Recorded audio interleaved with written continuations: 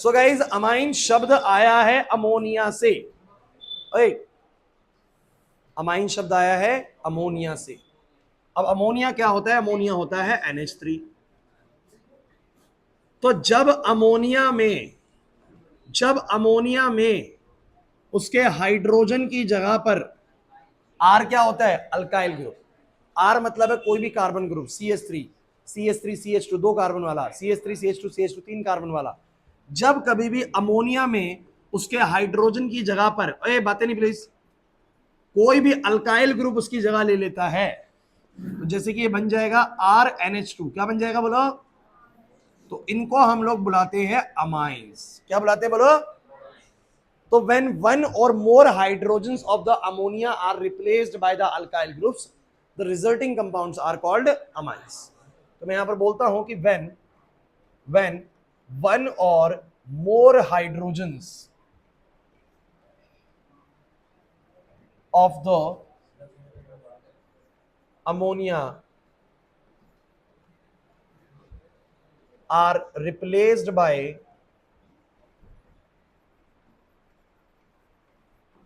alkyl groups,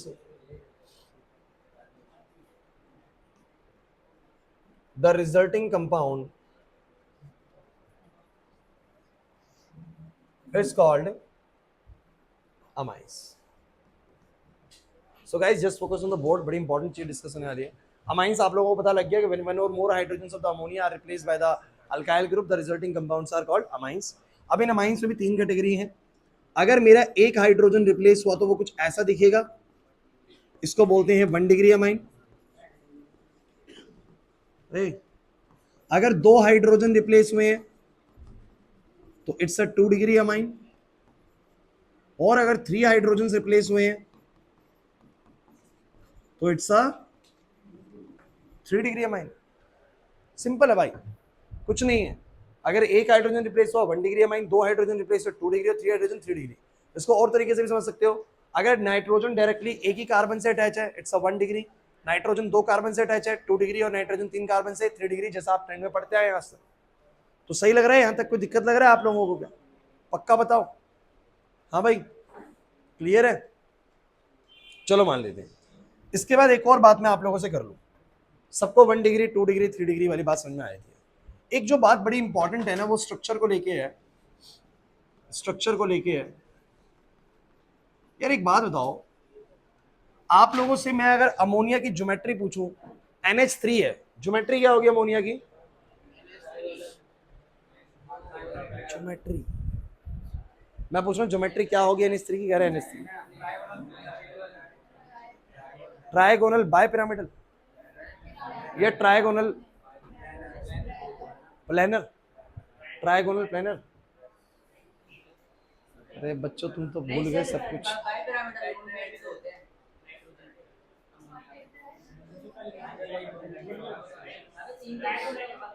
ओए मूवली pack करो, bag में रखो मूवली, बैग में। यहाँ मूवली खाओगे, फेंक के जाओगे, कचर कचर करते रहोगे यहाँ पर बैठे बैठे। बैग में रखो इसको। देखिए आप लोग एक बात समझिए, नहीं सबके आंसर गलत है। NH3 में समझिए, नाइट्रोजन के पास टोटल 7 इलेक्ट्रॉन्स होते हैं। 7 में से 2,5 वैलेंस शेल में 5 है। वैलेंस शेल में 5 है। 3 तो बॉन्ड बना लेंगे हाइड्रोजन के साथ और एक बचेगा लोन पेयर। इस ज्योमेट्री को बच्चों टेट्राहेड्रल बुलाया जाता है, ट्राइगोनल बाइपिरामिडल। बोला बच्चों बोर्ड पे। सो गाइस, अगर मैं स्ट्रक्चर की बात करूं, NH3 के पास 3 बॉन्ड होते हैं और एक पूरा कंप्लीट लोन पेयर होता है। टोटल 4 चीजें होती हैं। इस कारण से उसका जो ज्योमेट्रिकल शेप होता है, ज्योमेट्री होती है, वो टेट्राहेड्रल को हो जाती है, टेट्राहेड्रल शेप का होता है। अब सुन लीजिए यार, पूरी बात समझोगे तो मजा आएगा। अब टेट्राहेड्रल में आप लोगों को मैं बता दूं कि नॉर्मली जो टेट्राहेड्रल ज्योमेट्रीज होती हैं, जैसे कि मान लीजिए कि मेरे पास ए के साथ में 4 बॉन्ड बने हुए हैं। अरे यार, पिछले साल पढ़ा होगा ना आप लोगों ने टेट्राहेड्रल, नहीं पढ़ा? 4 पेन में ऐसे लगा के दिखा देता तुम लोगों को। पेन नहीं है ना इसके पास में? नवाब हो, पैसा दे रखा है, पढ़ाएंगे सर, हम क्यों निकाले पेन? ये ज्योमेट्री होती है टेट्राहेड्रल। अब इसमें ए क्लास प्लीज, ये टेट्राहेड्रल ज्योमेट्री होती है ऐसी कुछ। ये वाला एंगल कितना होता है? ऑब्वियस सी बात है 90 से तो ज्यादा है, बिकॉज 90 तो ऐसा होएगा, तो 90 से थोड़ा फालतू होता है, तो ये होता है 109.5 डिग्री। 109 पॉइंट, बोर्ड पे कुछ कहते हैं ये सर कम होगा क्या? ये भी देखो 109 पॉइंट, कहीं से भी देख लो, इसको यहां से देख लो, यहां से देख लो, 109 पॉइंट। हर जगह से ये बॉन्ड्स एक दूसरे के साथ कितना एंगल बना रहे होते हैं? 109 पॉइंट। अगर ये चारों बॉन्ड हैं तो ये सब एक दूसरे के साथ कितना बॉन्ड एंगल बना रहे हैं? अगर ये सब चारों के चारों बॉन्ड है तो एक दूसरे के साथ कितना एंगल बना रहे हैं? बोलो सब बच्चे, 109.5 डिग्री। ये होती है tetrahedral geometry. Just an example, we have a CH4, और CH4 के अंदर आप लोगों को समझना पड़ेगा, बच्चों बातें मत करो बिल्कुल भी। CH4 के अंदर जो ज्योमेट्रिकल यहां पर एंगल होता है वो 109.5 डिग्री होता है। इसी को कोई संदेह है क्या? नहीं है कार्तिक समझ में? पक्का? अब अगर मैं बात करूं अमोनिया की, तो अमोनिया में क्या होगा?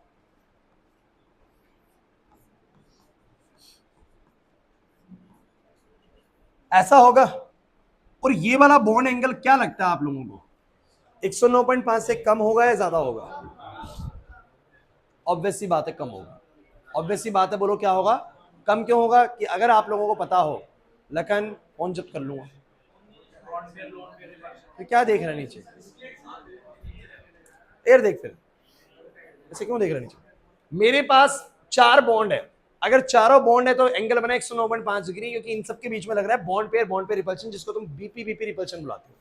क्या बुलाते हो? BP BP repulsion. लेकिन मुझे बताओ यहां पर क्या लग रहा है? बोलो। ऊपर लग रहा है एलपी बीपी, नीचे लग रहा है बीपी बीपी। क्या तुम्हें पता है कि जो एलपी बीपी रिपल्शन होता है थोड़ा हाई होता है? सबसे हाई रिपल्शन होता है एलपी एलपी। लेकिन लोन पेयर बॉन्ड पेयर को एक अच्छा खासा रिपल्शन पैदा करता है, उतना रिपल्शन बीपी बीपी के बीच में नहीं होता। तो कहीं ना कहीं जब ऊपर वाला नीचे वाले को ज्यादा रिपेल करेगा तो ये बॉन्ड थोड़े नजदीक आ जाएंगे। अरे ऊपर वाला ज्यादा रिपल्शन लगाएगा तो ये बॉन्ड थोड़े से नजदीक आ जाएंगे। नितिन इधर ध्यान दे ले, वहां पर सबके बीच में रिपल्शन है बीपी बीपी रिपल्शन, तो एक बॉन्ड एंगल बना 109.5 डिग्री का। लेकिन जैसे ही लोन पेयर की एंट्री हुई, लोन पेयर थोड़ा बदमाशी दिखाएगा, ज्यादा ज्यादा रिपेल करेगा बॉन्ड्स को, ज्यादा रिपेल करेगा तो बॉन्ड्स नजदीक आएंगे और ये एंगल 109.5 से बोलो क्या हो जाएगा? छोटा हो जाएगा। तो NH3 के अंदर ये बॉन्ड एंगल जो होता है 107 पॉइंट समथिंग या 108 पॉइंट समथिंग के अराउंड होता है। एनसीईआरटी बुक दिखा दो एक बार। तो एग्जैक्ट जो है दिया भी नहीं वैसे NH3 में दिया है, 108 दिया हुआ है। नहीं वो ट्राई मिथाइलमाइन में बच्चों, कोई नहीं, इसमें 107 के अराउंड होता है। 108 वो उसमें है ट्राई मिथाइलमाइन में, ट्राई मिथाइलमाइन में। तो ये वाला, अरे बच्चों प्लीज यार, ये होता है 107। एग्जैक्ट अगर देखना हो तो वैसे देखो जरूरत नहीं है, लेकिन फिर भी अगर तुम्हारे मन में है ना तो मैं एग्जैक्ट बता देता हूँ कि अमोनिया में कितना बॉन्ड एंगल होता है। 107 के आसपास ही होता है वो। एग्जैक्ट कितना है? 107.4 डिग्री भी हो सकता है, अगर मुझे जो लगता है।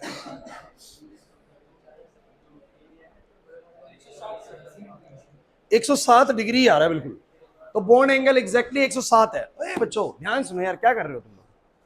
कितना है बॉन्ड एंगल? क्यों कम है?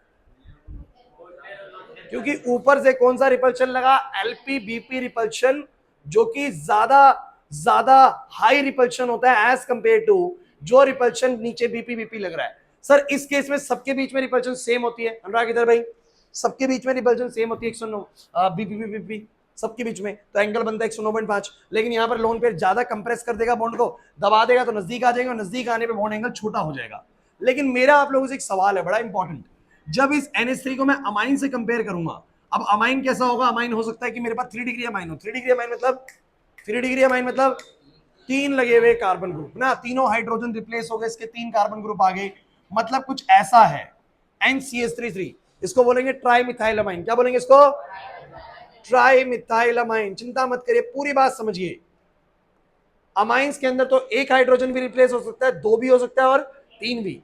एक बड़ी ही जरूरी चीज को तुम्हें समझना पड़ेगा, एग्जाम में इसका क्वेश्चन आया हुआ है, वही समझाने की कोशिश कर रहा हूं। शुरुआत इस चैप्टर की ऐसे होती है जहां से क्वेश्चन आना स्टार्ट हो जाते हैं। तो आप लोगों को पता होना चाहिए कि जब इसकी बात होगी तो एन के साथ में एक CH3 ये रहा, एक CH3 ये रहा, एक CH3 ये रहा, और लोन पेयर तो इधर भी होगा। तो एक बात तो पक्की है, एलपीबीपी रिपल्शन के कारण यहां भी बॉन्ड एंगल 109.5 से बोलो क्या जाएगा, छोटा जाएगा। सुनिएगा यार, एलपीबीपी रिपल्शन के कारण यहां भी बॉन्ड एंगल 109.5 से क्या जाएगा, छोटा। इसमें 109.5 होता है बिकॉज सारी जगह से रिपल्शन एक जैसा होता है, सबके बीच में 109.5 होता है। बट यहां पर जैसे ही लोन पेयर की एंट्री होती है वो ज्यादा दबा देता है बॉन्ड्स को, और बॉन्ड्स दब जाने के कारण एंगल छोटे हो जाएंगे। जो ऐसे थे वो ऐसे होंगे तो बॉन्ड एंगल छोटा हो जाएगा। तो इसके केस में कितना हुआ, 107। लेकिन आप लोग मुझे बताइए, बड़ा ही इंपॉर्टेंट है, जब लोन पेयर बॉन्ड्स को दबाएगा तो बॉन्ड का एंगल 109.5 से छोटा होगा। लेकिन मेरे को सोचना है क्या, 107 से छोटा जाएगा इस केस में, 107 से बड़ा होगा। तो भैया ये जो ग्रुप होते हैं ना, अगर ये ग्रुप बल्कि होते हैं, ग्रुप कैसे होते हैं बोलो, बल्कि, तो ये बल्कि ग्रुप्स कभी भी ज्यादा नजदीक नहीं आते, रिपल्शन इनके बीच भी एक्ट करता है। तो होगा क्या, 109.5 से तो छोटा होगा, लेकिन इनके बीच में एक ठीक ठाक रिपल्शन होगा अल्काइल ग्रुप्स के कारण, क्योंकि बड़े ग्रुप है एज कंपेयर टू हाइड्रोजन। तो ये भी एक दूसरे को रिपेल कर रहे होंगे, तो 107 जितना नजदीक नहीं आएंगे, 109.5 से नीचे चले जाएंगे, लेकिन 107 जितने नजदीक तो इससे ऊपर रहते हैं। और इसके केस में जो बॉन्ड एंगल हमारे एनसीईआरटी में दिया हुआ है, कितना दिया हुआ है, 108 डिग्री। कितना दिया बोलो, मेरी बात को समझ नहीं आ रही तुम लोगों को, नहीं आ रही ना बात समझने। सबसे बड़ा बॉन्ड एंगल किस केस में है, जब नॉर्मल ज्योमेट्री है, टेट्राहेड्रल वाली नॉर्मल ज्योमेट्री है। अगर लोन पेयर ने एंट्री ली तो 109.5 से छोटा होना ही बिल्कुल स्वाभाविक है। 11th क्लास आनी चाहिए थोड़ी सी यार। अगर आपके चारों बॉन्ड है तो बॉन्ड एंगल कितना है, 109.5 डिग्री। एक भी लोन पेयर ने एंट्री ली तो लोन पेयर ने बॉन्ड पेयर को ज्यादा दबाया, दबाने से बॉन्ड एंगल 109.5 से छोटा हो गया। अमोनिया के केस में बॉन्ड एंगल कितना हो गया, 107 डिग्री हो गया। कितना होगा बोलो, 100। लेकिन जब इसमें दबाया ना उस लोन पेयर ने, तो उतना नहीं दबे। उतना क्यों नहीं दबे, उतना इसलिए नहीं दबे क्योंकि सर इस बार कौन से ग्रुप थे, अल्काइल ग्रुप। और अल्काइल ग्रुप के बीच में भी अच्छा खासा बोलो क्या लगता है, रिपल्शन लगता है। अल्काइल ग्रुप के बीच में भी अच्छा खासा बोलो क्या लगता है, रिपल्शन। समझ नहीं आ रहा। और रिपल्शन लगता है तो ये दबेंगे तो जरूर, लेकिन NH3 जितना नहीं दबेंगे। तो बॉन्ड एंगल 109.5 से छोटा जरूर होगा, बट 107 से बड़ा रहेगा, 108 रहेगा। तो मैं एग्जाम के लिए आपको बता देता हूं, अगर बॉन्ड एंगल का ऑर्डर है तो CH4 का बॉन्ड एंगल सबसे ज्यादा है, फिर बोलो किसका है, NH3 का, फिर बोलो किसका है, मतलब कोई भी R NH2 बोल दो, या R, मतलब समझ रहे हो मेरी बात को, अमाइंस का। नहीं आ रही बात समझ में, तो ये अभी आपने इसमें R3N लगा दिया, मतलब अमाइन है। तो कुल मिला के कहोगे अमाइन, फिर कहोगे अमोनिया, फिर कहोगे कोई भी, मतलब CH4 ही बोल दो, कोई दिक्कत नहीं। अरे नहीं आ रही भाई बात समझ में, नहीं आई क्या, oh sorry sorry sorry sorry sorry, ये गलत लगा दिया। क्या लगाएंगे, R3N, और फिर बोलो कौन आएगा, मेन एग्जामिनर का क्वेश्चन फंसने वाला है इन तीन चीजों पे। तो आप लोग मुझे बताइए सबसे बड़ा बॉन्ड एंगल इनमें किसमें होगा, बोलो जो नॉर्मल ज्योमेट्री है उसमें, और फिर बोलो किसमें आएगा, बोलो अमाइंस में, और फिर बोलो किसमें आएगा। अगर एक आर भी हुआ ना, अगर एक आर भी हुआ, इधर एक आर हुआ, बाकी सारे एच हुए, तो भी रिपल्शन तो होगा, लेकिन हाँ उतना हाई रिपल्शन, तो दबेंगे, लेकिन फिर वही बात आती है, इतना नहीं दबेंगे। तो अच्छा मैं आपसे एक सवाल पूछूं तो मुझे बताओगे जरा, थोड़ा सा कॉम्प्लेक्स सवाल है। 1 डिग्री, 2 डिग्री और 3 डिग्री में सबसे बड़ा बॉन्ड एंगल किसमें है, 3 डिग्री में। 3 डिग्री के पास बल्कि ग्रुप से रिपल्शन हाई होगा और एंगल बड़ा मेंटेन रखेंगे। जैसे दो होंगे थोड़ा सा नजदीक आ जाएंगे, 3 में सॉरी 1 में और नजदीक आ जाएंगे। अरे जितना बड़े बल्कि ग्रुप लगे होते हैं रिपल्शन उनके बीच में भी होती है, और उनके बीच की रिपल्शन उनको खोलती है। तो 3 डिग्री में सबसे ज्यादा खुले होते हैं, 2 डिग्री में उससे कम, और 1 डिग्री में उससे कम, और अमोनिया में सबसे कम रहते हैं, बिकॉज अमोनिया में तो भैया बल्कि ग्रुप होते ही नहीं है। सो इतना इतना जाता नहीं है डीप। वैसे आपको मेन बात समझ में आनी चाहिए ये वाली, ये समझ में आ रही है कि नहीं आ रही। 2 मिनट तसल्ली से सोच लो, याद कर लो मैंने क्या बोला है, फिर बताता हूं आगे की बात। जल्दी बताओ मुझे।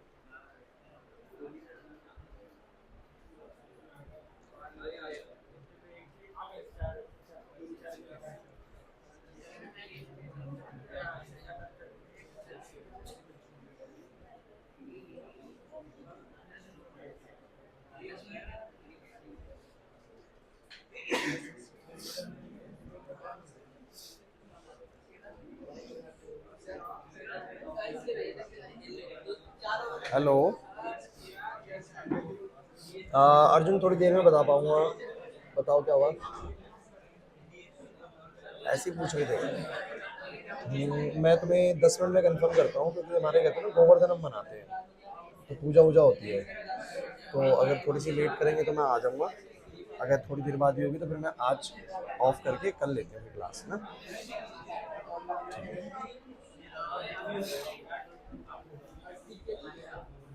ओए अर्शदीप, रख दे इसको भाई, सबको आगे समझ में, चलो आगे आ जाओ। अब तुम मुझे बताओ फिर से वही बात। हाँ भाई आशीष, जब भी किसी क्लास ऑफ कंपाउंड को तुम लोग पढ़ना शुरू करते हो, आज थोड़ा सा ध्यान कम दे रहे हो, तुम शोर ज्यादा कर रहे हो, नुकसान होगा इस बात का तुम्हें ही। चैप्टर स्टार्ट हुआ है, पहली क्लास तो बहुत इंपॉर्टेंट होती है। अब कोई भी क्लास ऑफ कंपाउंड पढ़ते हो तो तुम लोग क्या क्या पढ़ते हो, उसकी पढ़ते हो प्रिपरेशन। अगर पीछे हर्षित फोन मिल गया ना बेटा आज, तो लेके चला जाऊंगा घर पे। दूसरा होता है केमिकल रिएक्शन, तीसरी चीज होती है फिजिकल प्रॉपर्टी, और फिर एसिडिटी पढ़ते हो। लेकिन मैं तुम्हें बता दूं, ये अमोनिया वगैरह है, ये बेसिसिटी पढ़ाएगा यहाँ पर, एसिडिटी नहीं, ये बेसिक है। सो गाइज एक बात सुन लीजिए, ये चैप्टर भी खत्म हो जाएगा जब ये 4 चीजें हो जाएंगी। सुन लो, ये 4 चीजें होते ही चैप्टर भी क्या हो जाएगा, समाप्त हो जाएगा। समझ में आ रही बात?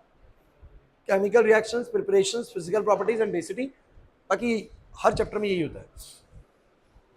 पिछले चैप्टर में 3 डिफरेंट क्लास ऑफ कंपाउंड से तो थोड़ा बड़ा चला गया चैप्टर, उससे पिछले में भी 3 थे, अल्कोहल, फिनोल और ईथर। आप सोच लीजिए बड़ा इसलिए नहीं है, सिर्फ एक क्लास है। अब लिख लो इसकी केमिकल रिएक्शन। शुरुआत करेंगे किससे, बोलो?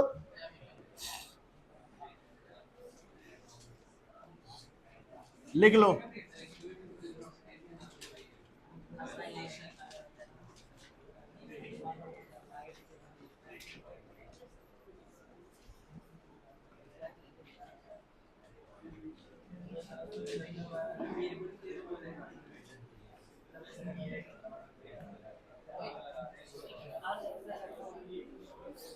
पहला रिएक्शन है बच्चों असाइलेशन।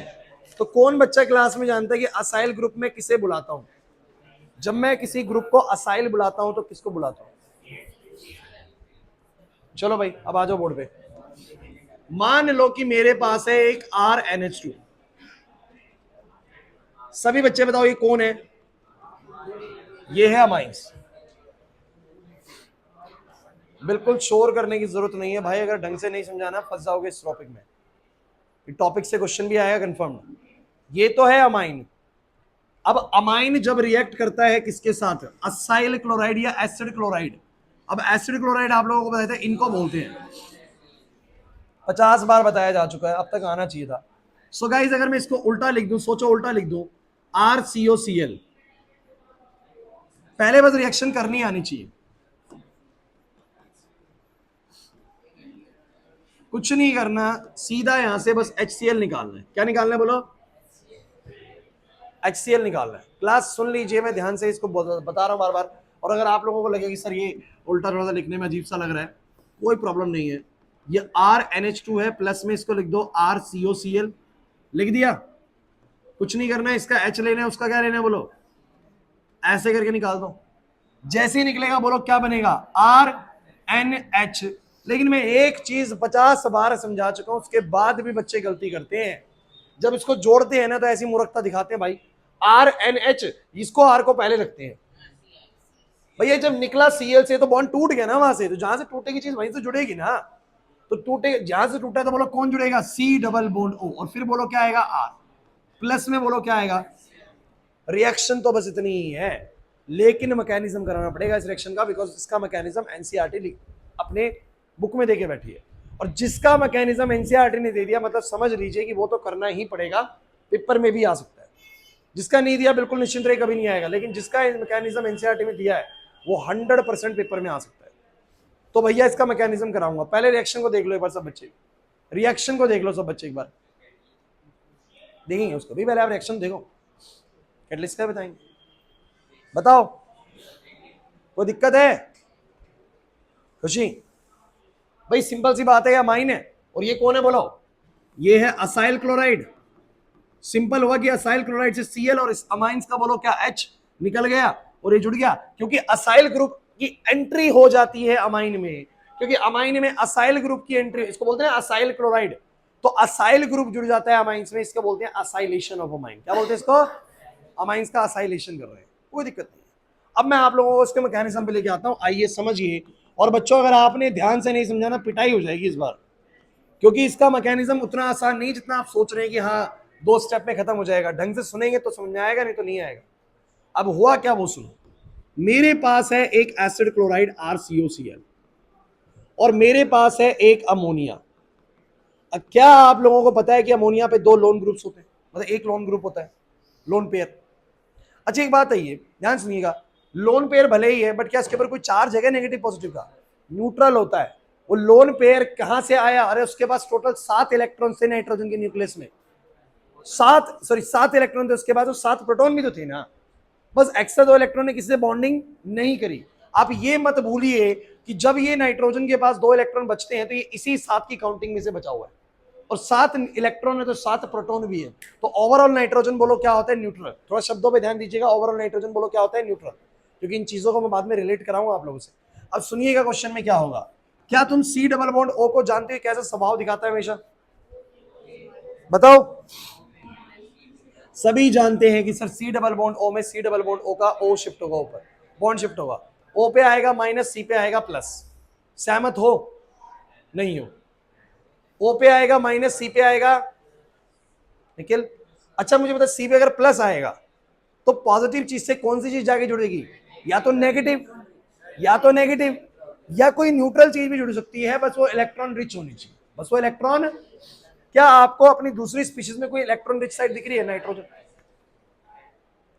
ढंग से सुनना पड़ेगा भाई, नहीं तो मुश्किल लगेगा मैकेनिज्म, और बता रहा हूं पेपर में आता है ये मैकेनिज्म।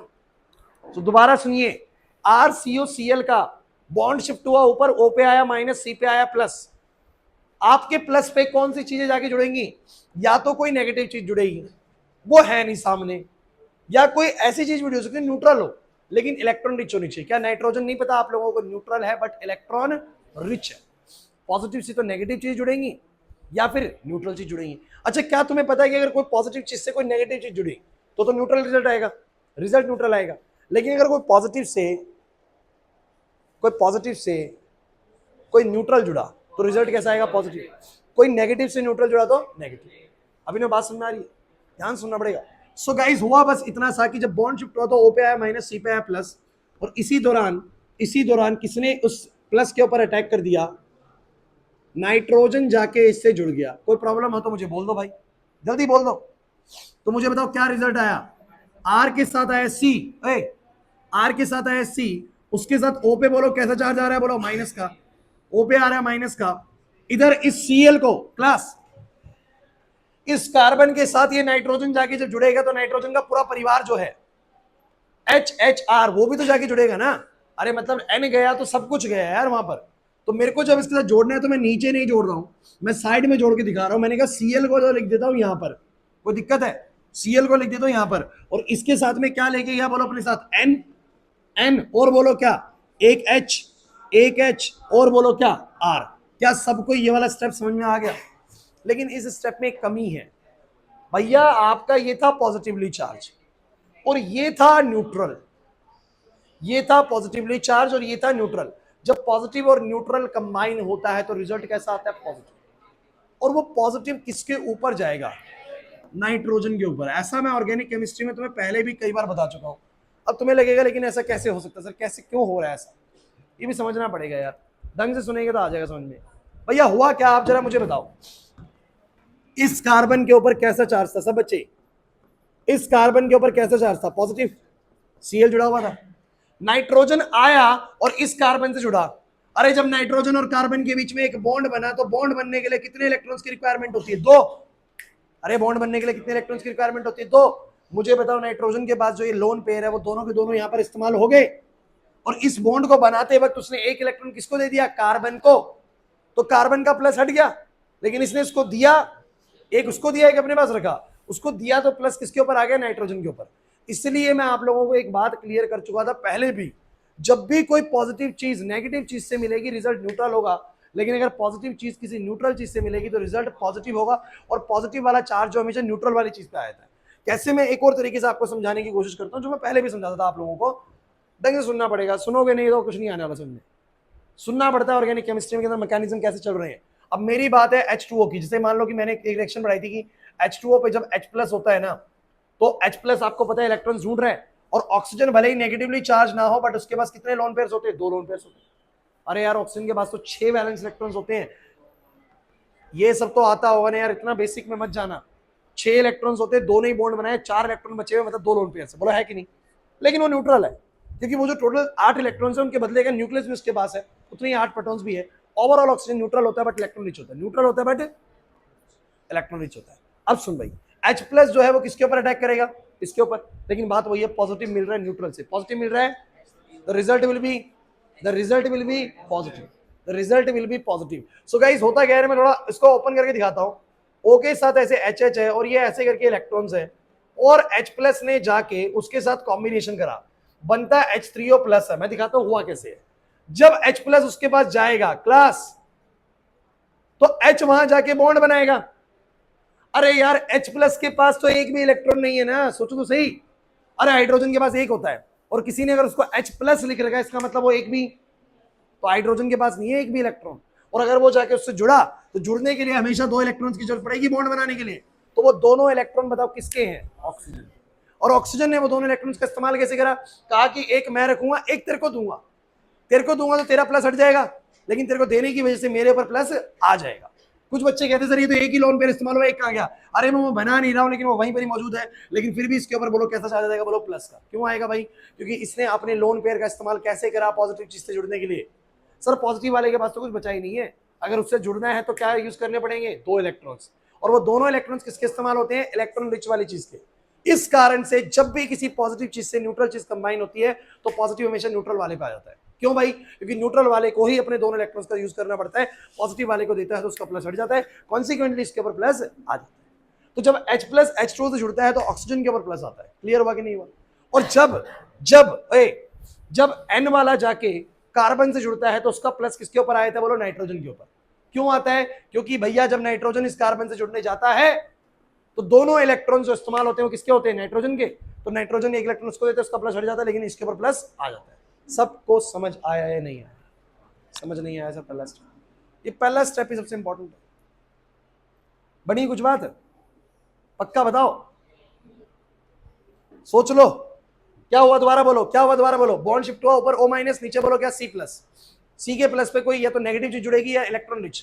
नेगेटिव अवेलेबल नहीं है बट इलेक्ट्रॉन रिच चीज अवेलेबल थी, लेकिन न्यूट्रल चीज जब पॉजिटिव चीज से कंबाइन होती है तो रिजल्ट फिर भी पॉजिटिव ही रहता है। तो N जाके जुड़ा C से, जुड़ गया भाई N जाके C से, लेकिन पॉजिटिव किसके ऊपर आ गया? N के ऊपर आ गया, बिकॉज कहीं ना कहीं जुड़ने के लिए 2 इलेक्ट्रॉन्स इस्तेमाल हुए हैं और वो दोनों नाइट्रोजन के हैं, तो प्लस किसके ऊपर आ जाएगा? नाइट्रोजन के ऊपर। सबको क्लियर हो गया?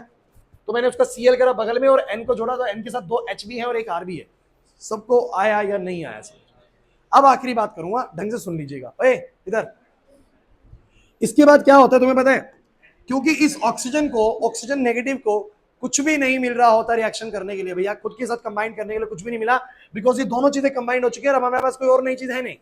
तो कहीं ना कहीं वापस से क्या करता है? जैसे ही शिफ्ट हुआ होता है, जैसे ही शिफ्ट होता है, वापस से रेजोनेंस की वजह से ये वाले इलेक्ट्रॉन्स वापस आते हैं भाई।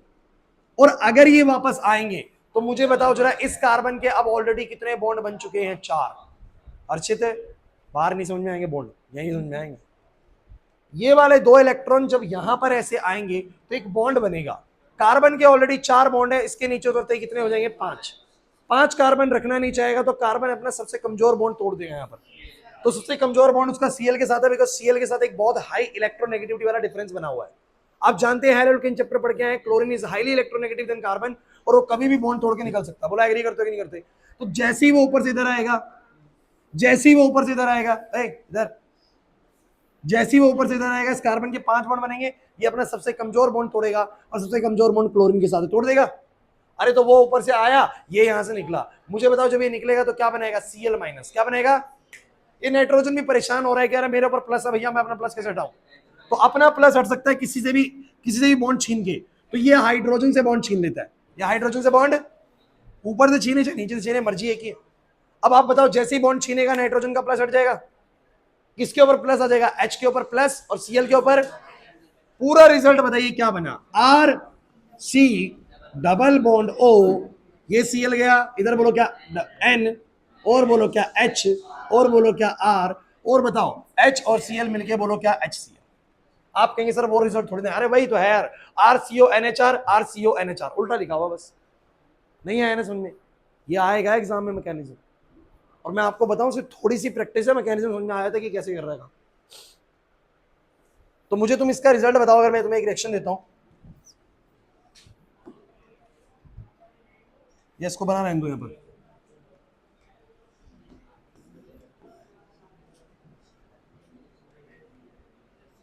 क्या कर दिए,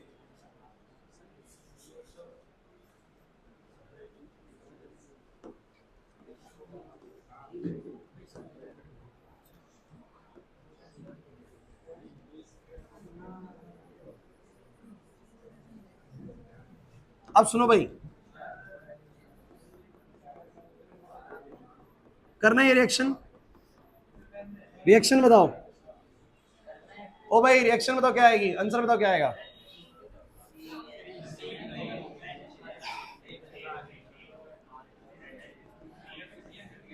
क्या करा सब बच्चों ने, सही है, नहीं आ रहा, बोलो अमाइन का क्या निकालोगे H, और एसिड क्लोराइड का या असाइल क्लोराइड का बोलो क्या निकालोगे Cl। प्रियांशु कार्तिक यहाँ पर ध्यान दो यार, यहाँ पर ऐसे बिना ध्यान दी कैसे तुम कर लेते हो, मेरे को पता ही समझ में आता। यहां से H निकला, यहां से Cl निकला, बताओ क्या बनेगा, बोलो सब बच्चे बताओ क्या आंसर आएगा। CH3NH और बोलो क्या C double bond O CH3 plus में, हो गया। मुश्किल नहीं है, अमाइन चैप्टर बिल्कुल लड्डू चैप्टर बता रहा हूं, एक बार ढंग से बस समझना है मैं क्या बोलना चाह रहा हूं। क्लियर हुआ या नहीं हुआ, पक्की बात है। अच्छा अगर मैं इसी का मैकेनिज्म आपसे डिमांड करूं तो कर पाओगे, बोलो भाई। कोई बच्चा क्लास में जो बोर्ड पे आके कर सकता है इसका मैकेनिज्म, बताओगे। चलो मुझे बताओ, ए भाई चलो चलो चलो, बातें नहीं करनी है, बिल्कुल नहीं कर सकते, चुप बैठे रहो। CH3COCl, चलो बोलो भाई क्या होगा सबसे पहले, ये वाला बॉन्ड ऊपर शिफ्ट होगा, O पे माइनस C पे प्लस, जैसे C पे प्लस आएगा कौन, नाइट्रोजन के पास लोन पेयर है, जैसे C के पास प्लस आएगा नाइट्रोजन उसके ऊपर जाके अटैक करेगा। अब जब ये अटैक करेगा तो ये प्लस है वो न्यूट्रल है, तो रिजल्ट पॉजिटिव आएगा, बोलो क्या आंसर आएगा। CH3 C के ऊपर बोलो क्या आएगा O नेगेटिव, नीचे Cl, और इस C से जुड़ेगा बोलो क्या N, और बोलो क्या H, और बोलो क्या H, और बोलो क्या CH3, और एक चीज अधूरी रह गई है वो है नाइट्रोजन के ऊपर पॉजिटिव चार्ज, क्योंकि जब नाइट्रोजन न्यूट्रल वाली चीज पॉजिटिव से कंबाइन होगी तो रिजल्ट पॉजिटिव आएगा, और वो पॉजिटिव नाइट्रोजन के ऊपर आएगा, बिकॉज दोनों इलेक्ट्रॉन्स किसने इस्तेमाल करे होंगे, नाइट्रोजन, कार्बन का प्लस हट जाएगा। सबको क्लियर हुआ, पक्की बात है कि समझ में आ रहा है। अब क्या होता है इस स्टेप पे, बताओ क्या होता है इस स्टेप पे, ऑक्सीजन वापस से स्टेबिलिटी पाने के लिए क्या करता है, क्या करता है बोलो, वो अपने दोनों इलेक्ट्रॉन्स को वापस उतारता है, जिससे कार्बन के वापस से 5 बॉन्ड हो जाते हैं, 5 बॉन्ड वो रखेगा नहीं, तो अपने सबसे कमजोर बॉन्ड Cl को तोड़ देता है, समझे नहीं। यहां से निकला Cl नेगेटिव, वही नाइट्रोजन सोचता है मैं भी अपना प्लस हटा देता हूं, वो अपना प्लस कैसे उठाएगा, वो हाइड्रोजन से बॉन्ड छीनेगा, किससे छीनेगा बोलो, तो चाहे ऊपर वाले हाइड्रोजन से निकलवा दो चाहे नीचे वाले से, तुम्हारी मर्जी है यार। अगर इसने बॉन्ड ऐसे छीन लिया नीचे से, अरे नीचे से छीनो ऊपर से छीनो, बात तो एक ही है ना, कोई फर्क पड़ता है क्या इस बात से, अरे कोई फर्क पड़ता है क्या।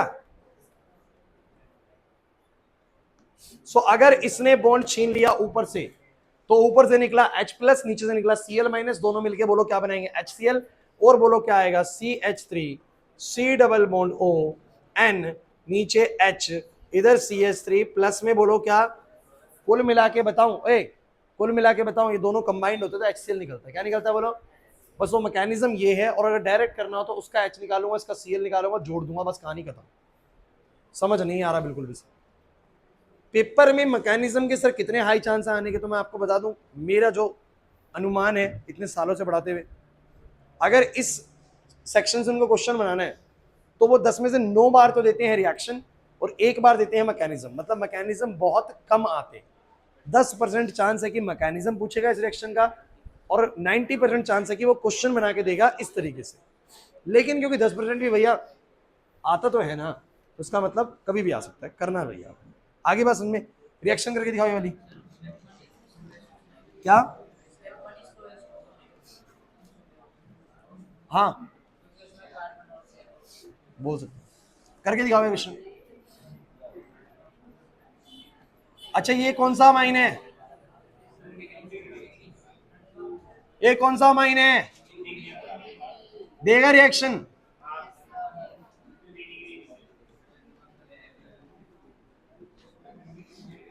करना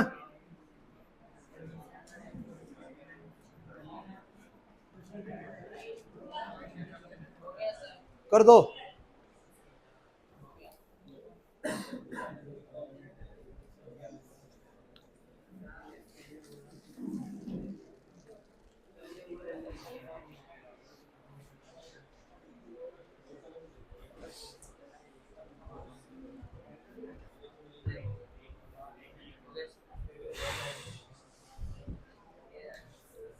करो, हो गया।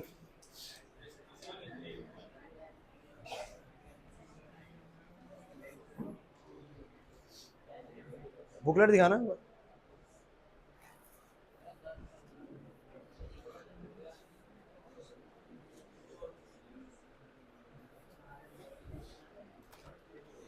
ये लो, ये लो भाई, ये लो। बच्चों बोर्ड पे यार टाइम पास मत करो।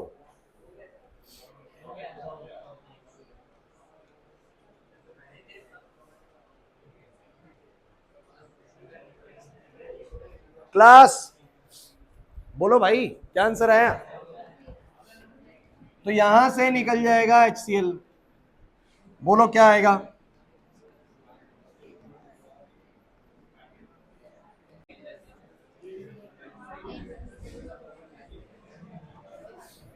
यहां पर एक सिंपल सी चीज लिखी गई है कि 3 डिग्री अमाइंस इस रिएक्शन को नहीं देंगे, और इसका बड़ा स्वाभाविक सा कारण है कि 3 डिग्री अमाइंस के पास वो हाइड्रोजन ही अवेलेबल नहीं है जो इन दोनों के पास है।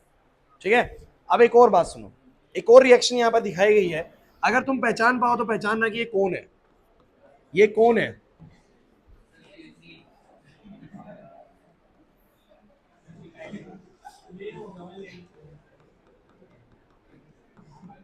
ये तो अमाइन है।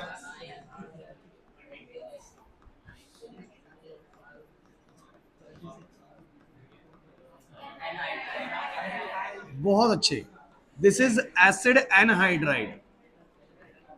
So guys it follows the same mechanism, क्योंकि इसके पास भी एक जगह पर C डबल बॉन्ड O है, उसके बाद बस उसमें Cl होता है, और इसमें क्या होता है बोलो, OCO CH3। जहां पर उसमें Cl है, यहां पर बोलो क्या होता है, OCO। कुछ नहीं करना आप लोगों को, यहां से लेना है H और यहां से लेना है ये, समझ रहे हैं? मतलब कुल मिला के अगर तुम थोड़ा सा दिमाग लगा सको तो जो यहां पर Cl निकलता है, इस केस में यहां से बोलो क्या निकलेगा, OCO CH3, क्योंकि जितना Cl का कार्बन के साथ इलेक्ट्रोनेगेटिव डिफरेंस है, ऑक्सीजन का भी उतना ही होता है। बोलो है कि नहीं? मतलब मैं चाहूं तो इसका मैकेनिज्म तुम्हें दिखा सकता हूं, बोलोगे अभी मैं दिखा देता हूं तुम्हें, लेकिन कोई नहीं। आप रिलेटेबल है, बताओ रिलेटेबल है? सो बोलो आंसर क्या आएगा, सब बच्चे बोलो, CH3NH, और बोलो CO, इस बार साइड प्रोडक्ट बोलो क्या आएगा, बोलो भाई, CH3COOH, तो ये आ जाएगा CH3COO। मुझे बताओ असाइलेशन रिएक्शन में कोई प्रॉब्लम आ रही है? कितना मर्जी कंफ्यूज करे तुम लोगों को, सुन लो, ये रिएक्शन तुम्हें ऐसे भी कंफ्यूज कर देगा। सुन लीजिए, अब ये कौन आ गया भाई, अरे ये एरोमेटिक अमाइन है बस। मतलब क्या, अगर अमोनिया के किसी भी हाइड्रोजन को अल्काइल ग्रुप ने रिप्लेस करा तो अमाइन, लेकिन कोई बेंजीन टाइप की चीज रिप्लेस कर दे किसी भी एक हाइड्रोजन को तो बोलते हैं एरोमेटिक अमाइंस। ये इसको स्पेशली अनिलीन्स बोलते हैं। अरे है तो अमाइन की कैटेगरी का ही ना, अरे अमाइन ही तो है। अमोनिया के किसी भी हाइड्रोजन को रिप्लेस करने के बाद जो भी बनता है वो बोलो क्या होता है, अमाइंस। अब जरा ये रिएक्शन बताना कैसे करोगे, ये रिएक्शन बताओ कैसे करोगे, करना एक बार, ये पेपर में आई हुई रिएक्शन है, पेपर में आई हुई रिएक्शन है ये, बोलो कैसे करोगे, करके दिखाओ, करके दिखाओ सभी बच्चे।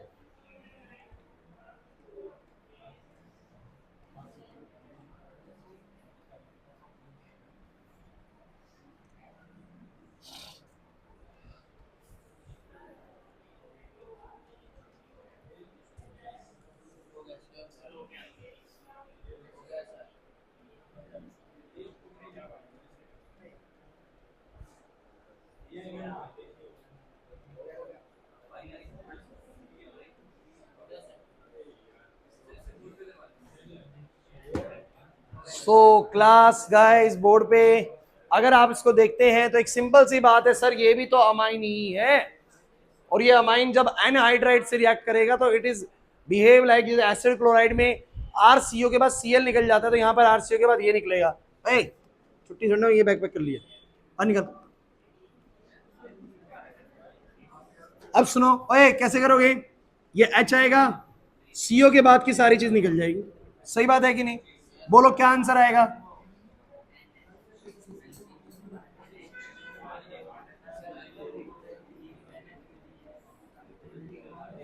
बच्चों पीछे आर्यन कितनी बातें कर रहा है। अर्ज दिक्कत में आ जाएगा भाई। हाँ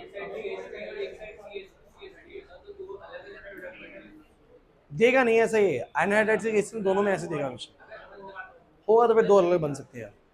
क्लास हरकतें मत करो, इधर देखो, H निकला इसके साथ, बोलो क्या बन गया? बेंजीन NH और CO CH3 जुड़ गया, और ये CH3 COOH जुड़ गया भाई। अगर आप लोग ने ध्यान से इसको समझा हो ना, तो कुल मिला के मैंने दो रिएक्शन समझाने की कोशिश करी है। बोलो कौन सी? एक बार अमाइंस को रिएक्ट करवाया मैंने किससे? एसिड क्लोराइड से, और एक बार मैंने अमाइंस को रिएक्ट करवाया एनहाइड्राइड से। दोनों सूरत हाल में CH3CO के बाद जो बचता है, यानी Cl निकल जाता है H के साथ, इसमें CH3CO के बाद ये बचता है, ये निकल जाता है H के साथ, बाकी चीज जुड़ जाती है। इसी के अंदर क्यों इस रिएक्शन का नाम असाइलेशन रखा? बिकॉज लास्ट में ये असाइल ग्रुप की एडिशन हो जाती है हमारे अमाइंस के अंदर, तो नाम रखा इसका असाइलेशन।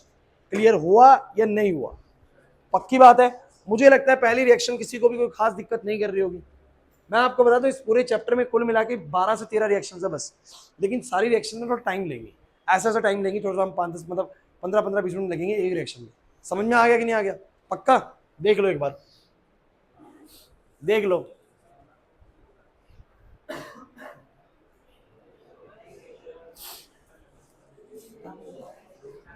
अरे बताओ,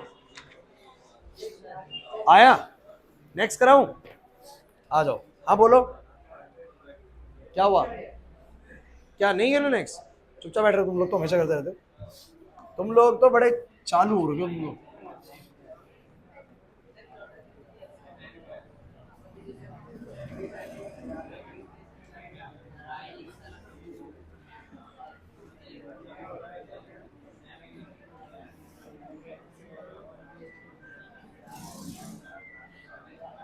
क्लास भाई देखो यार, शोर मत करो, एक रिएक्शन और करानी कर लेते हैं, ठीक है? मेरी तबीयत इतनी अच्छी है नहीं आज, लेकिन नहीं नहीं नहीं, नहीं। मैं 4 बजे से मैनेज कर रहा हूँ, मैं कर लूंगा और थोड़ी, ठीक है? बोर्ड पे देखो, एक रिएक्शन है अराइल सल्फोनाइल क्लोराइड। अब सुनो भाई, मैं आपको एक बात आए तो ये बहुत इंपॉर्टेंट रिएक्शन है, ये है हीजनबर्ग्स टेस्ट। ढंग से सुनना, अगले 10 मिनट में खत्म हो जाएगी रिएक्शन, और आनी चाहिए आपको किसी भी कीमत पे रिएक्शन, पहले बोल रहा हूं मैं। अब एक रिएजेंट सिखाता हूं मैं आप लोगों को, इस रिएजेंट को पढ़ो।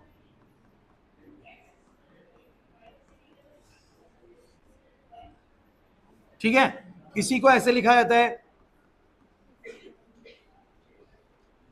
C6H5SO2Cl, C6H5SO2Cl।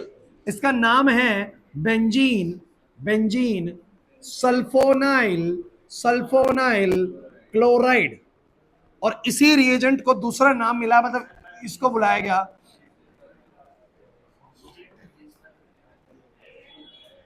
गलत लिख रहा हूं मैं,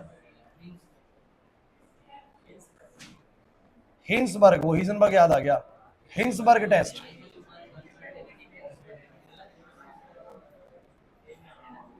अब सुनो भाई, ओए क्लास प्लीज यार, आपको नहीं लगता कि ये जो कंपाउंड है जो आपके सामने दिया हुआ है, ये कुछ RCOCl जैसी ही प्रॉपर्टीज कैरी करता होगा? बिकॉज RCOCl कैसा होता है? R मतलब कोई कार्बन ग्रुप, उधर बेंजीन है, जैसे C डबल बॉन्ड होता है वैसे यहां पर बोलो क्या है? S डबल बॉन्ड O है, दो है बस, क्या दिक्कत है? और बाद में Cl है, तो कहीं ना कहीं इसका रिएक्शन करने का तरीका अमाइंस के साथ बिल्कुल वैसा ही होना चाहिए। समझे नहीं ना? नहीं समझे ना? अरे जैसा RCOCl है वैसे तो देखने में तो ये भी ऐसे ही ना। अरे बस दो डबल बॉन्ड आ गए, तो मेरी पूरी बात समझने की कोशिश करना बच्चों। कहते हैं कि जो ये हिंसबर्ग टेस्ट है ना, ये इस्तेमाल किया जाता है 1 डिग्री 2 डिग्री और 3 डिग्री अमाइंस को लेबोरेटरी में डिस्टिंग्विश करने के लिए। मतलब मैं तुम्हें 3 टेस्ट ट्यूब्स के अंदर एक में 1 डिग्री अमाइन डाल के दे दूं, एक में 2 डिग्री अमाइन और एक में 3 डिग्री अमाइन, और मैं ये बोलूं कि पता लगा के लाओ किसमें 1 डिग्री है, किसमें 2 डिग्री और किसमें 3 डिग्री है, तुम कौन सा टेस्ट इस्तेमाल करोगे? बोलो हिंसबर्ग टेस्ट। हिंसबर्ग टेस्ट क्या करेगा, आइए समझाता हूं। जैसे कि मान लो कि तुम्हारे पास एक 1 डिग्री अमाइन है, ये कौन सा अमाइन है? जब ये रिएक्शन देगा, बोलो किसके साथ? बोलो हिंसबर्ग रिएजेंट के साथ। हिंसबर्ग रिएजेंट के साथ, सुनिएगा अच्छे से। अच्छा, पिछले रिएक्शन में एक छोटी सी चीज रहेगी, बेस वाली बात, कोई नहीं, वो मैं लास्ट में बता दूंगा, मेरे को याद दिला देना बस। सुन लो ए क्लास प्लीज यार, जो मेरे पास ये अमाइन है, ये मेरे पास हिंसबर्ग रिएजेंट है। रिएक्शन करने का तरीका बिल्कुल सिमिलर पकड़ लीजिए। बोलो क्या? इसका Cl निकलेगा। बोलो आंसर क्या आएगा? सब बच्चे बोलो आंसर क्या आएगा? मैं अगर आप कहो, अगर आप समझ सको आसानी से, तो क्या मैं इसको उल्टा बना दूं? क्या मैं इसको उल्टा बना दूं? फर्क तो नहीं पड़ता इस बात से। अरे क्या दिक्कत आती है समझने में? बेंजीन सल्फोनेट को उल्टा बनाए तो बोलो क्या आएगा? अरे निकल जाएगा यार, ये तो निकल रहा था पिछली बार भी। मुझे बताओ आंसर क्या आएगा? सब बच्चे बोलो आंसर क्या आएगा? CH3NH S double bond O plus में। कोई दिक्कत? तो मैं आपको एक बात क्लियर कर देता हूं भाई, बड़ी इंपॉर्टेंट बात है। अनुराग फोन रख दे। जब 1 डिग्री अमाइन हिंसबर्ग रिएजेंट से रिएक्शन करते हैं, आपको समझ में आ गया रिएक्शन कैसे हो रही है? मैकेनिज्म भी करना चाहो तो बिल्कुल पिछले वाला मैकेनिज्म फॉलो होएगा। ऑक्सीजन सल्फर से छीनेगा इलेक्ट्रॉन्स को, इस पे प्लस आएगा, प्लस वाले पे नाइट्रोजन अटैच करेगा, बिल्कुल सेम प्रोसीजर है, लेकिन मैकेनिज्म कोई नहीं पूछने वाला इसका। तो मेरी पूरी बात समझिए, उसका H निकला, इसका Cl निकला, पिछले में भी उसका H निकला था, इसका Cl निकला था, बन गया ये। अब जो ये बना, तो आप याद करेंगे कि 1 डिग्री अमाइंस हिंसबर्ग रिएजेंट के साथ रिएक्शन दे जाते हैं, और जो बनता है ना, वो चीज जो होती है ना, वो कैसी होती है? बोलो एसिडिक होती है। कैसी होती है? बोलो वो सोल्यूबल इन अल्कली होगी। सोल्यूबल इन अल्कली यानी बोलोगे सोल्यूबल इन, मतलब हम पाएंगे कि 1 डिग्री अमाइंस रिएक्शन देते हैं हिंसबर्ग रिएजेंट के साथ। लिखो मत भैया, बोर्ड पे देखो, बिल्कुल लिखने की जरूरत नहीं है, समझ नहीं आएगा छूट जाएगा टॉपिक ये वाला। खत्म करने से सिर्फ आपकी नजरें बिल्कुल मेरे पे होनी चाहिए। 1 डिग्री अमाइन जब हिंसबर्ग रिएजेंट के साथ रिएक्शन देगा तो रिजल्ट आएगा। अब रिजल्ट आएगा, इसका मतलब रिएक्शन देता है। दूसरी बात, जो चीज आती है ना, वो बेस में सॉल्युबल होती है, वो एसिडिक होती है। मैं आपको साबित करके दिखाता हूँ एसिडिक क्यों है। क्यों एसिडिक है, साबित करना बहुत जरूरी है। तो भैया इसलिए एसिडिक है कि मैं थोड़ा ध्यान से देख के आपको बताता हूँ। इसको ध्यान से एक बार ऑब्जर्व करो। CH3NH, बिल्कुल बातें नहीं होंगी भाई, SO2, और ये रहा भाई। आप सब बच्चे मुझे बताइए, ऑक्सीजन सल्फर से ज्यादा इलेक्ट्रोनेगेटिव है लखन, और ऑक्सीजन अगर सल्फर से इलेक्ट्रॉन छीन लेगा तो सल्फर पे कैसा चार्ज आएगा? पॉजिटिव का। अगर सल्फर पे आया पॉजिटिव चार्ज, तो अपने पॉजिटिविटी को खत्म करने के लिए ये किससे इलेक्ट्रॉन्स को खींचेगा? नाइट्रोजन से। और नाइट्रोजन के ऊपर अगर पॉजिटिव चार्ज आया तो वो अपने पॉजिटिव को हटाने के लिए हाइड्रोजन से बॉन्ड छीन सकता है। क्या तुम्हें याद आया जब मैं एल्डिहाइड्स कीटोन्स पढ़ा रहा था तो मैंने बोला था उनका अल्फा हाइड्रोजन एसिडिक होता है। उनका अल्फा हाइड्रोजन क्यों होता है? याद करो कि मैंने बोला था कि CH3 C double bond OH करके जो होता है, तो ऑक्सीजन कार्बन से छीनता है, कार्बन पे पॉजिटिव आता है, कार्बन इस कार्बन से इलेक्ट्रॉन्स को खींच के इसको पॉजिटिव बना देता है, और ये अपनी पॉजिटिविटी को खत्म करने के लिए अपने हाइड्रोजन से बॉन्ड तोड़ लेता है, जिससे वो H+ निकल जाता है। तो इससे क्या हो जाता है? बोलो एसिडिक हो जाता है। दोबारा समझो, SO2 में क्या हुआ? ऑक्सीजन ने सल्फर से इलेक्ट्रॉन खींचे, बिकॉज ऑक्सीजन हाईली इलेक्ट्रोनेगेटिव है सल्फर से, तो इलेक्ट्रॉन छीनेगा, सल्फर पे आएगा पॉजिटिव, सल्फर अपने पॉजिटिव हटाएगा, बिकॉज कोई भी चीज न्यूट्रल में स्टेबल होती है, पॉजिटिव नेगेटिव से स्टेबल नहीं होती। सल्फर अपने पॉजिटिव को हटाने के लिए नाइट्रोजन से इलेक्ट्रॉन को खींचेगा, तो नाइट्रोजन में पॉजिटिव आएगा, और नाइट्रोजन अपने पॉजिटिव को हटाने का सिर्फ एक ही रास्ता जानता है, हाइड्रोजन से बॉन्ड तोड़ लेना। क्योंकि पीछे भी आपने ये देखा है कि नाइट्रोजन अपने पॉजिटिव को हटाने के लिए, नाइट्रोजन अपने पॉजिटिव चार्ज को हटाने के लिए हाइड्रोजन से बॉन्ड छीनता है कि नहीं छीनता? तो भैया मुझे तुम बस एक बात का जवाब दे दो, ऑक्सीजन ने सल्फर से खींचा, सल्फर ने बोलो किससे खींचा? बोलो। और मैं आपको बताऊं, ये सल्फर हाईली पॉजिटिव होता है, बिकॉज सिर्फ वो ऑक्सीजन नहीं खींचता, नीचे वाला ऑक्सीजन भी खींचता है। तो सल्फर बहुत पॉजिटिव होता है, बहुत पॉजिटिव होने के कारण नाइट्रोजन को हाईली पॉजिटिव क्रिएट करेगा, और नाइट्रोजन अपने पॉजिटिव को हटाने के लिए बोलो क्या करेगा? हाइड्रोजन से बॉन्ड छीन लेगा। अब कुछ बच्चे कहेंगे सर क्या पता नाइट्रोजन कार्बन से छीनता, फिर कार्बन, इतना दूर तक ये इफेक्ट नहीं चलता। ये बात मैंने उस दिन भी बताई थी जब मैं ये वाला समझा रहा था आप लोगों को, कि सिर्फ अल्फा हाइड्रोजन निकलते हैं, बीटा हाइड्रोजन नहीं निकलते, बिकॉज उतने तक ये इफेक्ट नहीं चल पाता। सो गाइस बहुत क्लियर कट एक बात हो रही है, SO2 ग्रुप जो है ये बहुत ही इलेक्ट्रॉन विड्रॉइंग ग्रुप है, हाईली इलेक्ट्रॉन विड्रॉइंग ग्रुप है, जिसके कारण नाइट्रोजन में बहुत पॉजिटिव चार्ज क्रिएट होता है, और ये नाइट्रोजन अपने पॉजिटिव को हटाने के लिए हाइड्रोजन से बॉन्ड तोड़ेगा, और ऐसा H+ निकलेगा। किसी भी चीज में से अगर H+ निकला तो वो कैसा हो गया नेचर में? एसिडिक। इसका मतलब वो किसमें सॉल्युबल होएगा? बेस में। किसमें सॉल्युबल होएगा? तो सभी बच्चे एक बात याद कर लो, 1 डिग्री अमाइंस हिंसबर्ग रिएजेंट के साथ रिएक्शन देते हैं सर। उसके बाद जो बन जाता है वो किसमें सोल्यूबल हो जाता है, बोला बेस में। क्यों बोले जा रहा हूं आपको समझ में आएगा सेकंड वाले में। जब 2 डिग्री वाले की रिएक्शन होती है, आप खुद जवाब देंगे भाई, 2 डिग्री वाले की जब रिएक्शन होती है,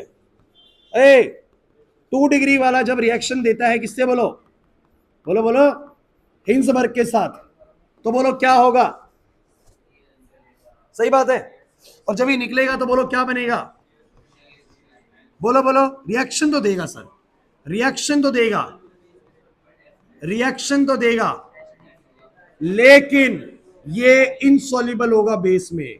अब बताओ कौन बताएगा कि सॉल्युबल क्यों नहीं है, क्योंकि सर ये एसिडिक ही नहीं है। क्यों नहीं है सर, क्या इसमें SO2 नहीं है सर, ऑक्सीजन सल्फर से बॉन्ड छीनेगा, सल्फर के बाद पॉजिटिव आएगा, सल्फर नाइट्रोजन से छीनेगा, बट नाइट्रोजन के पास डायरेक्टली कोई भी अटैच हाइड्रोजन है, अरे नहीं आ रहा है समझ में, तो वो किससे छीनेगा, अब बच्चे सर कार्बन से। तो मैंने क्या बोला, इतनी दूर तक ये इफेक्ट, इसीलिए समझना पड़ेगा सर उस केस में जब SO2 के साथ इलेक्ट्रॉन्स खींचते हैं ना, ऑक्सीजन सल्फर से छीनता है, सुन लोगे ना ढंग से तो याद नहीं करना पड़ेगा, रटना नहीं पड़ेगा, लॉजिक्स पता लग जाएंगे। वरना दुनिया रट रही है ऑर्गेनिक केमिस्ट्री को कि भैया ये रटना है, भैया ये बनता है उसके बाद ये सॉल्युबल होता है, ये बनता है बट सॉल्युबल नहीं होता, याद करे जा रहे बच्चे। लॉजिक है उसके पीछे कि ये सॉल्युबल क्यों है और ये सॉल्युबल क्यों नहीं है, फिर ऑर्गेनिक नहीं रटनी पड़ती, समझ में आ जाती है ऑर्गेनिक। क्लास में बातें करोगे, बाद में देखोगे किताब से तो रटना पड़ेगा भाई, फिर लगेगा यार सर पता नहीं बहुत मुश्किल है यार, ऑर्गेनिक समझ में नहीं आती, क्लास में तो बातें चल रही थी। तो थोड़ा सा क्लास में ना, बिल्कुल 1 घंटे की क्लास होती है, 48 घंटे में 1 घंटे आपको केमिस्ट्री पढ़ने को मिलता है, उस 1 घंटे को बड़ा डिसिप्लिन में पढ़ा करो कि ये 1 घंटा बड़ा जरूरी है। 1 घंटे फिजिक्स पढ़ने को मिलता है और 1 घंटे मैथ्स। 48 आवर्स की क्लासेस के अंदर आपकी तीनों की 1-1 घंटे की क्लास होती है, ऐसे तो होता है ना, 2 दिन के अंदर आपकी सबका 1-1 सब्जेक्ट लगता है, तो 48 में से 3 घंटे ना थोड़े सिंसियरिटी से निकाला करो, बाकी के 45 घंटे जो मर्जी करो, पढ़ो ना पढ़ो, लेकिन ये 3 घंटे सबसे क्रूशियल होते हैं, इसमें बातें बातें मत करा करो, तुम लोग बहुत बातें करते हो। मैं ये कह रहा हूं कि उसके पास वो हाइड्रोजन है जो एसिडिक हो सकता है, बट इसके पास वो हाइड्रोजन, इसके पास जो हाइड्रोजन है वो बहुत दूर है, वो एसिडिक नहीं हो सकते, इतनी दूर तक इफेक्ट चलता नहीं। सो भैया हम कैसे 1 डिग्री 2 डिग्री को डिफरेंशिएट करेंगे लेबोरेटरी में, मैं कहूंगा मैं वैसे तो मैं तीनों टेस्ट में क्या डालूंगा, हिंसबर्ग रिएजेंट। अच्छा एक बार 3 डिग्री की बात कर लो यार, अरे बहुत बढ़िया बहुत बढ़िया, जिनको समझ में आ गया वो जानते हैं कि 3 डिग्री वाला तो अरे रिएक्शन ही नहीं देगा सर, जैसे पीछे भी नहीं दे रहा था। क्या लिखोगे, so how can you distinguish 1 degree 2 degree या 3 degree mines in the laboratory.